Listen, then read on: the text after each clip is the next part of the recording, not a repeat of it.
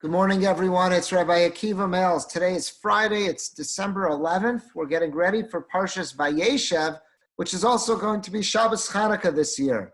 I'd like to share a Dvar Torah with you that's really related to Chanukah. We're all familiar with the famous question. It's known as the question of the Beis Yosef. It's really been asked by some of our Mefarshim prior to the Beis Yosef, but he's the one who really made this question popular, really made it famous. That's his famous question. Rav Yosef Karo, it's found in his Beis Yosef commentary to the Torah Shulchan Aruch, and that's as follows. We know that we celebrate Chanukah for 8 days, and we've all been taught, why do we celebrate Chanukah for 8 days? So it all goes back to the story of the Chashmonaim, that after they were successful, God allowed them to beat the Syrian Greeks, the Yevanim. When they get back to the Beis HaMikdash, they find one pach shel shemen, they find one container of oil that has not been defiled. How much oil was in that pach? Enough to have lit the menorah for one night. But a great miracle occurs that the menorah stays lit for 8 nights. And to commemorate that miracle, our ancestors, they set up the Yom Tov of Chanukah, the celebration of Chanukah for 8 nights. So the Beis Yosef asks the question, I don't understand. Why was the Yom Tov of Chanukah set up for 8 nights if there was enough oil that was found in that jar to fuel the menorah for one night? That means one night made sense, and 7 nights were miracles. So we should celebrate Chanukah for 7. Why are we celebrating for 8? One night, there doesn't seem to have been a miracle. There was enough oil that the menorah could have stayed lit. The miracle was that it went beyond that one night and it stayed lit for an additional 7 nights. So Chanukah should be 7. Why is it 8? That's the famous question of the Beis Yosef, and that has encouraged so much thinking and so much creative thinking, I should say, as well as scholarship, that every one of our Mefarshim tries to come up with new and creative ways to answer that famous question of the Beis Yosef. He himself supplied at least 3 answers to that question, and you'll find in our Mefarshim many, many answers to this. Entire Sfarim have been written containing collections of answers that they've found throughout so many of our Mefarshim over the years. And it's a famous piece of Chanukah Torah thinking, Chanukah scholarship that you find coming up with creative answers to the question of the Beis Yosef. I want to share this morning one answer from the Aruch HaShulchan, Rav Yechiel Michal Epstein. So Rav Epstein in his Aruch HaShulchan, he suggests a couple of answers to this question. But one of them really resonates with me, specifically this year, as we find ourselves in the midst of this pandemic. May it end soon. And let me address this to you. So the Aruch HaShulchan brings down the question of the Beis Yosef. He says, even though the miracle only was really 7 days, there was enough oil to have stayed lit for one night. So why do we celebrate Chanukah for 8? And that is the question he attributes it to the Beis Yosef. And he offers a couple of answers. I want to share with you his final answer that he offers. I find this fascinating. He says, Va'od tam lazeh. I'll share with you another reason. Mavur b'sefer Chashmonai, you can find this in the book of the Chashmonai. I'm assuming he means the book of the Sefer Maccabeim, what's known in English as the book of the Maccabees. Lefi shal yidei gzeros, because of the harsh decrees of the Yevanim, bitlu az milahakriv b'chag HaSukkos ha'avar u'v'shmini atzeres. Klal Yisrael missed out on Sukkos and Shmini Atzeres. They couldn't bring korbanos in the Beis HaMikdash on the previous Sukkos and the previous Shmini Atzeres. That's 8 days of celebration in the Beis HaMikdash that Klal Yisrael was unable to celebrate. And they were traumatized by this because the Beis HaMikdash has stood for hundreds of years. And now they can't do anything. They can't bring any korbanos. It's just upended years and years of Masorah, of tradition, of the way that they celebrate Sukkot and Shmini Atzeres. So 8 days, we're batal, we're just nullified. Therefore, when they finally had a victory and the Beis HaMikdash was back under their control, they said, we have to create a holiday for 8 days. We have to create something for 8 days. We missed out as a people. We missed out on 8 days of Ruchnius in the Beis HaMikdash, and as a result of that, we have to set something up to compensate for that. That's why Chanukah was set up for 8 days.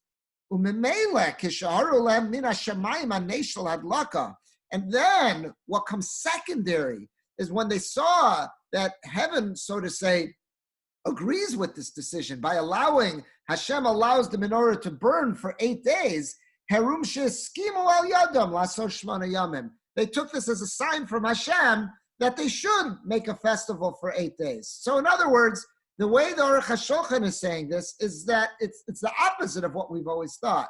We've always thought that what came first, that there was this nace, this miracle occurred that the menorah stayed lit for 8 nights, 8 days, 8 nights. And after that, we said, you know what's a good idea to commemorate that?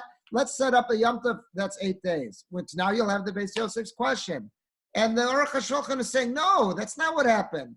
Independent of the lights, they decided, the Chashvanim decided, we need a Yom Tov, we need something, some way to compensate for the fact that we didn't have Sukkot and we didn't have Shmini Atzeres. So we need something to compensate. We're setting up an 8-day Yom Tov. That's Chanukah. And then what happens is, the menorah stays lit for 8 days. They took that as a simon. They took that as a sign from Shaman that Hashem says to them, Yasher Koach, that was a good idea to set this up and to show that I'm maskim, that I agree with this idea. That's why the menorah stayed lit for 8 days. And then the Aruch HaShulchan concludes by saying as follows, Ulezikaron haneis hazeh, in order to remember this miracle, that Hashem was maskim, that Hashem showed his haskama, his agreement to with the decision that we had made, kavu lahadlik neros b'Chanukah. That's why Chazal said that we're going to light a menorah, we're going to light for 8 days of Chanukah, we're going to light a candle or oil, whatever the flame consists of. Why? To commemorate what happened, that Shamayim, that heaven, agreed with the decision that the Chashmonai made to make this Yom Tov as a way to compensate for the fact that we had lost Sukkot and that we had lost out on Shmini Atzeres. Fascinating approach of the Aruch HaShulchan, completely different than how we've always seen this. As I said, we've always seen this, that first came the nace of the candles, and then Chazal decided, okay, let's make a Yom Tov of Chanukah. He's saying, no, the Yom Tov of Chanukah came first as a way to compensate for having missed out on Sukkot and Shmini Atzeres. And then when the menorah stayed lit for 8 days, they said, wow, that's a sign from Shamayim that this was a good idea. We're gonna keep this going. And to remember that sign, that's why we light our menorah. Fascinating idea. But what this got me thinking is as follows. Here you see that what happened, Chazal, our ancestors, the Chashmonaim, they understood it's a national trauma when we've missed out on our Yom Tovim, when we've had our ordinary set of affairs, how we worship, how we are our avodas Hashem, when it's been disrupted, and then we finally have it back again. We have to have something, some way to compensate, some way to remember that we lost out. We weren't able to be the full Eved Hashem, the full servants of Hashem that we wanted to be at a previous point. And now when the opportunity is back again, we have to find some way to compensate. And I can't help but think of this while we're in the midst of the pandemic, is that if we all remember this so clearly, there was about a 3-month span where our shuls were closed. Not just our shul, shuls in our community, shuls throughout the country, shuls throughout the world were closed. And Baruch Hashem, we didn't miss out on our Yom Tovim. We celebrated Pesach. We celebrated Shavuos. We celebrated Shabbos each and every week. We davened in our homes. We read our Chumash. But at the end of the day, something was missing. Communal life, gathering as a tzibur. We missed out on that. And I can't help but wonder, can't help but think, when this finally all comes to an end, and Baruch Hashem, we're able to daven again in some capacity. Again, it's not yet the same. But in some capacity, we're able to have very careful, socially distant masks, minyanim. We're able to do that. But we still remember the fact that for 3 months, we missed out on Tefillah B'Tzibur. And I can't help but think when this all ends, when we find ourselves in a situation where we somehow or another get back to normal, should we model this behavior that the Aruch HaShulchan brings down, that the Chashmonaim said, is that if we missed out on something, we have to find some way to compensate. They compensated by creating an 8-day Yom Tov to make up for the Yom Tov that they missed. What can we do to compensate with our Tefillah B'Tzibur when we're able to finally gather as normal again? What can we do to recognize the fact that we were deprived of Tefillah B'Tzibur for so long? What will we do? Will we somehow find a way to make our Tefillah B'Tzibur more meaningful? We find a way to focus more on our davening, a little bit less on catching up with our friends during davening, a little bit less on idle chatter in the shul. Who knows what it'll be? We find some way to show and thank Hashem. Thanks for letting us have Tefillah B'Tzibur again. I hope so. I hope we can find some way to do that. But even beyond Tefillah B'Tzibur, there are still ways right now, even though it's months later, We're about 9 months after this all began. It was March 15th when we first realized we had to shut down. We're close to 9 months later. And you know what? There still are some aspects of our communal life that have not returned to normal. Think about all the hachnasas orchim, the regular occasions in which we've had a chance to open our homes to guests, to visitors, to people who needed a roof over their head. We still can't do that. What do we do when we finally have that opportunity, when it's safe once again to welcome others into our homes?